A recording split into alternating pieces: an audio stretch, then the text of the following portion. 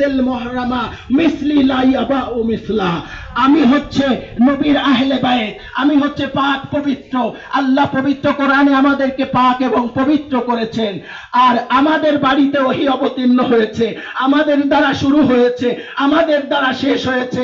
আর Yazid হচ্ছে ফাসিক, ফাজের, হত্যাকারী। সুতরাং আমার মতন পাক পবিত্র রাসূলের সন্তান, জান্নাতের নেতা কখনোই ইয়াজিদের সাথে বায়াত করতে পারে না। এজন্য ইমামে হুসাইন ইয়াজিদের হাতে বায়াত করেননি। নানার দিনকে বাঁচানোর জন্য তার 6 মাসের শিশুকেও তিনি শহীদ করে দিয়েছেন। আর আজকে শিয়ারা, আজকে ইরানিরা যেহেতু ইমাম হুসাইনকে আদর্শ হিসেবে নিয়েছে, আর সে কারণেই আমরা দেখতে পাই যখন ফিলিস্তিন আক্রান্ত হয়, আমাদের কলেমাধারী মুসলমান ভাই বোনেরা, মায়েরা, শিশুরা যখন সেই ইহুদিদের দ্বারা নির্মমভাবে শহীদ হচ্ছে, নির্মমভাবে